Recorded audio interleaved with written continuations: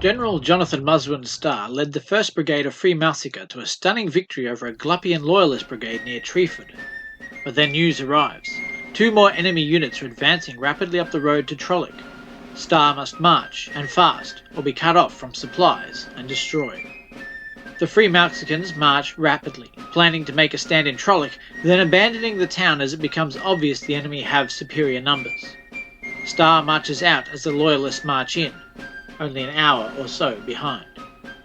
Starr marches east to escape the Loyalists, but Bracy, the Glupian commander, orders his brigades to halt in Trolloc. They are exhausted from repeated forced marches and need to re-establish supply lines. After a few days, Starr becomes curious about why the Glupians are not pursuing and marches back, arriving in the town of Westwood. From here, his scouts report the full strength of the enemy. Starr begins hatching plans of ambush, but these are quickly laid aside as reports arrive that the Glupians are on the march and rapidly, heading directly for Westwood. Unwilling to run again, Starr marches out of Westwood and forms up behind the creek. It is good ground, and the general is unwilling to waste this opportunity. His army will make their stand here, on the Westwood Creek. The 2nd Corps forms up on the left of the screen, with 3rd Corps on the right. The battery is in the centre, with 1st Corps in reserve. Starr knows that any attempt to cross the creek will likely disorder the enemy units, leaving them vulnerable to musket fire. A small parcel of surviving cavalry is in reserve on the right, the southern flank. Bracy's 1st Brigade arrives on the field and deploys on the left. The units are tired after forced marching, but are eager to get to grips with the enemy. The general meets with his brigade commanders near the edge of Westwood and outlines the plan. 1st Brigade will attack on the left, while 3rd Brigade marches around the enemy flank on the right. The artillery of both brigades is massed in the centre to provide support as needed. The battle opens with the Free Mexican guns firing on the Glupian infantry, and the Glupian guns providing counter-battery fire, knocking out 2 of the Mexican guns in quick order. As 1st Brigade moves forward, 3rd Brigade remains in march mode and streams to the right. The artillery units duke it out, but the Mexicans are at a severe disadvantage, now outgunned 4-1. The Glupian 1st Brigade advances over the Westwood Creek and struggle to maintain their formation, but quickly fall into disorder.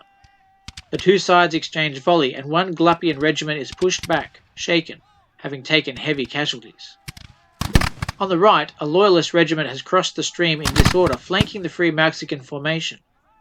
Only the small unit of cavalry guards this side, but they decline to charge. It is unlikely they could prevail against such numbers, even in disorder. On the left, a fresh Loyalist unit is pushed forward, but not over the creek, and the 2 sides continue to exchange volley. The disordered Loyalists take heavy casualties and fall back a short distance, shaken, but they refuse to run, and actually rally very quickly. This unit is determined to stand and fight for Generalissimo Glup.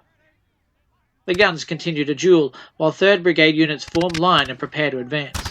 The militia come close to the stream but refuse to cross. Even so, the volley from 3rd Corps is devastating. The militia take some losses and fall back shaken. But the Glupian artillery has done its job, destroying the Free Mexican battery opposite. 2 Loyalist regiments have been pushed back shaken, and another is now at half strength. The Free Mexicans have lost their battery but are holding well and still have 1st Corps in reserve. The 3rd Corps begins to fall back from the creek to the fence line as the Glupian infantry advance on their flank. On the left, more volleys are exchanged, with the Loyalists taking the bulk of the casualties, but that unit simply refuses to break. Their colonel bellows his defiance, and the men just keep loading and firing. Instead, 2nd Corps, now down to half strength, fail to hold and fall back shaken. In the centre, the Loyalists rally the militia and send them forward across the creek, but 1st Corps has advanced and now begins engaging the enemy.